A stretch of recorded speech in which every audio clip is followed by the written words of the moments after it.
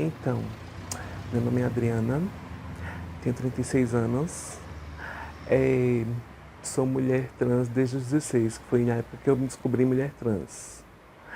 Foi meio que por acaso. Eu não tinha essa vontade de ser mulher trans. Eu sabia que eu era homossexual na época, mas eu não sabia que eu ia chegar a tanto, de fazer até modificações no corpo e tudo mais.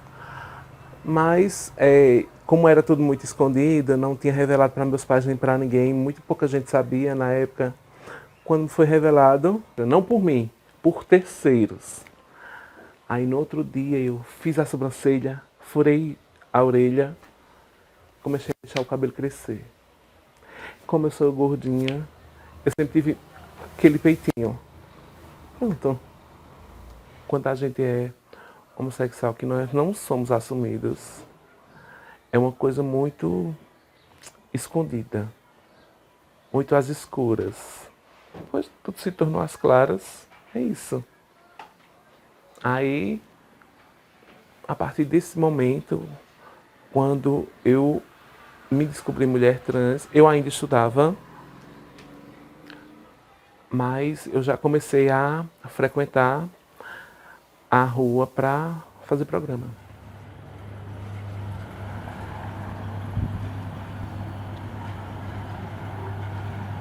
Eu me descobri trans dos 13 aos 14 para me assumir realmente, assim, assumir a minha identidade com 15. Ou seja, foi bem cedo. Em época de escola, ensino médio, foi difícil porque já faz algum tempo e nessa época a discussão de gênero não era tão forte quanto hoje. Então eu meio que era o primeiro em tudo. Eu era o primeiro homem trans a pedir, solicitar o nome social. Eu era o primeiro homem trans a ir no médico e pedir nome social. Entendeu? Era meio isso que acontecia. Eu era presidente do Grêmio, do colégio, e eu era muito respeitado pelos alunos, mas não era respeitado pela gestão. A gestão tinha resistência em relação ao nome social, em relação aos meus comportamentos, tinha marcação, houve problema em relação a banheiro, teve toda uma questão, uma opressão dentro da escola. Com os meus pais, com a minha mãe foi mais fácil. Né? Eu acredito que com a mãe sempre é mais fácil, na minha opinião. O pai tem uma maior resistência pela questão religiosa que ronda o nosso país, né? Nós somos um país cristão, praticamente. O Estado é laico, mas a maioria das pessoas são cristãs. Mas com o tempo a gente conseguiu se adaptar e hoje em dia a minha família me respeita em relação à minha identidade de gênero. Com a minha mãe, de boa, porque afinal de contas, mãe é mãe. Mãe tá sempre do lado dos filhos. E meu pai não, meu pai era muito bruto, muito ignorante. Mas, assim, quando a gente se assume, independente de virar trans ou não, da parte do pai é sempre uma coisa muito difícil, muito dura, até havendo violência. Da parte dele, não violência, mas ele ficou um tempo sem falar comigo. Quando eu fui para São Paulo, ele também não falava. Mas, como eu falei, enquanto eu estava lá, ele estava doente. Ele disse que queria me ver pessoalmente. Aí pronto. Aí eu voltei. Aí deu tempo de tanto eu ver ele com vida, quanto ele me ver antes de partir.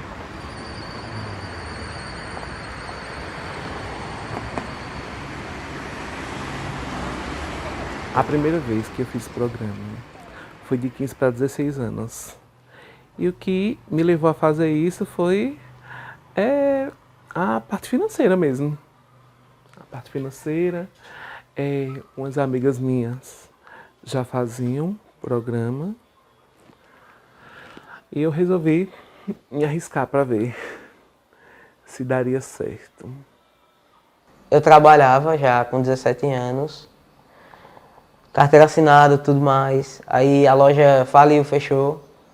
E eu perdi o emprego, não recebi nada, porque faliu, então sabe como é, né? A pessoa não recebe nada. Aí eu me vi em uma situação que eu estava morando praticamente sozinho, só estava morando eu e meu irmão, e eu precisava trabalhar e eu não vi outra forma de conseguir arrumar dinheiro. Aí, como eu já tinha amizade com as meninas trans, que geralmente são as que mais fazem programa, né? Aí eu tive essa ideia repentina. Não foi nenhuma menina trans que disse, oh, faz um anúncio e tal. Eu mesmo pensei, pô, eu nunca vi um homem trans aqui em Caruaru em anúncio. Tinha em Recife na época, eu tinha 18 anos, mas aqui em Caruaru não. Então, tipo, era algo super novo. Aí eu pensei, eu vou arriscar, eu estou precisando do dinheiro, então eu não vou fazer nada de errado para arrumar o dinheiro, então eu vou arriscar nessa vibe de programa, entendeu? Aí foi assim, eu fiz o anúncio, aí no primeiro dia eu fui atender o primeiro cliente na casa dele. Aí eu fui muito inseguro, tal, porque era a primeira vez, né? Aí ele me contou que era noivo, e eu fiquei meio julgando ele assim, tá, né? Mas aí foi normal, foi natural. Aí depois dele vieram outros vários clientes e eu vi que realmente dava dinheiro. Aí aí eu comecei a viajar também, eu saí da cidade. Aí eu comecei a me profissionalizar mais dentro da profissão. Na primeira vez que eu fiz programa, não, eu não tive medo, porque comparando com os dias atuais, claro que era violento, mas não tanto. E na minha cabeça de adolescente, de 15, 16 anos, eu não pensava assim, de ir e não voltar. Quando você entra na vida de profissional do sexo, você está disposto a tudo. Mas com o tempo você começa a restringir algumas coisas. Aí dependendo da cara, do cliente, da conversa dele, aí a gente vai sem medo. Mas quando a gente desconfia, geralmente a gente manda o contato do cliente, foto ou localização para algum amigo. Olha, caso eu não apareça daqui a 1, 2 horas ou não avise nada, aí tu já sabe que aconteceu alguma coisa.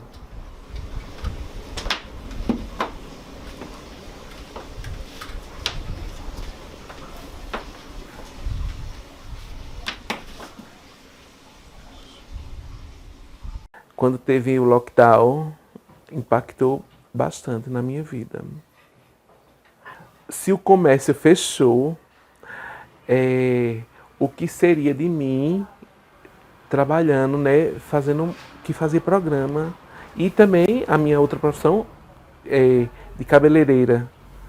E as restrições, a gente receber pessoas em casa, como eu trabalho em casa, aí ficou bem difícil, ficou bem parado mesmo. Mas mesmo assim, eu passei um tempo em casa, só que chegou um certo tempo que a gente olhava para um canto, olhava para o outro, não tinha dinheiro, não tinha nem R$ 5 para comprar o pão.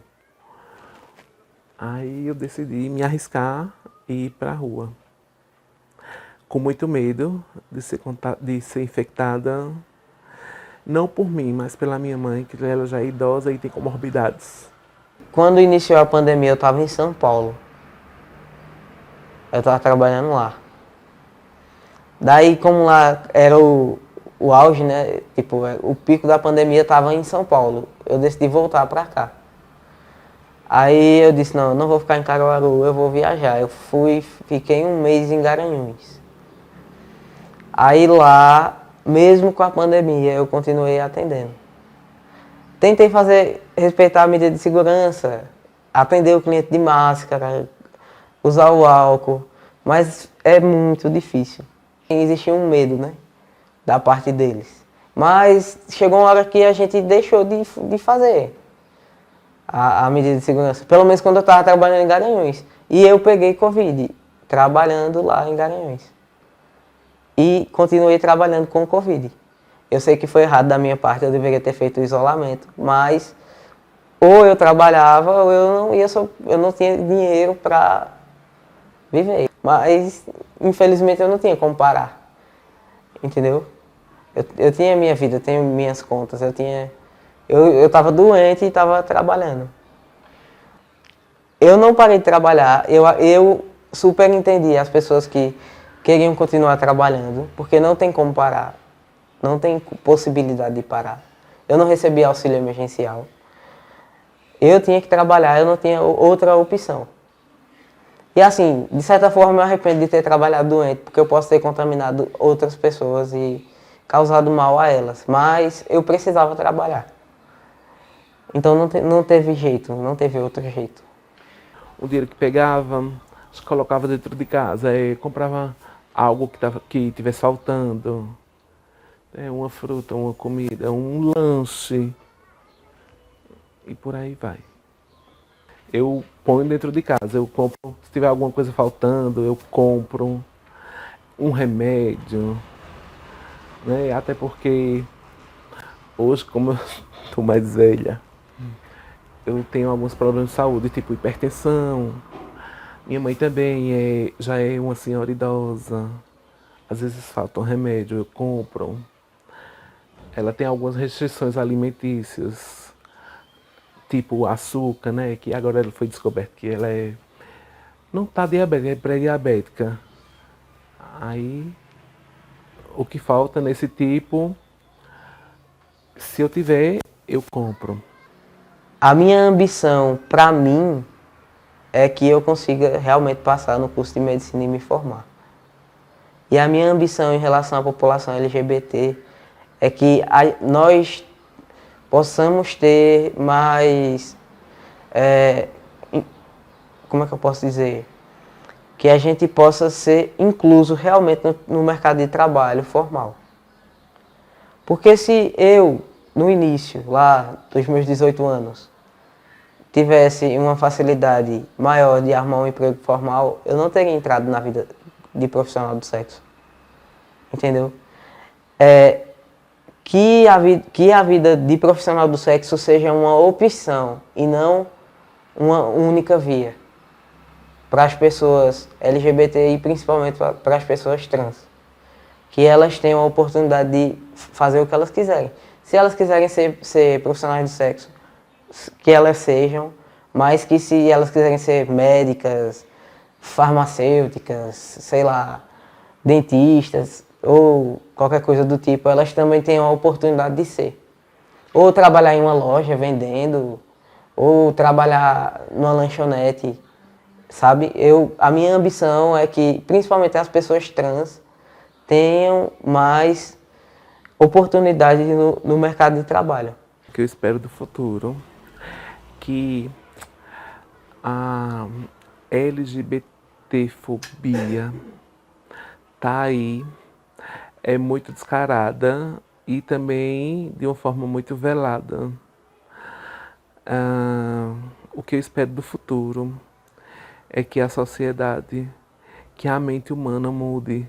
Já está mudando, mas que mude mais e mais e mais para que nós possamos passar em qualquer lugar, entrar em qualquer lugar e as pessoas nos olhem simplesmente como uma outra pessoa qualquer, não como um bicho, um ser de outro planeta, uma aberração, né?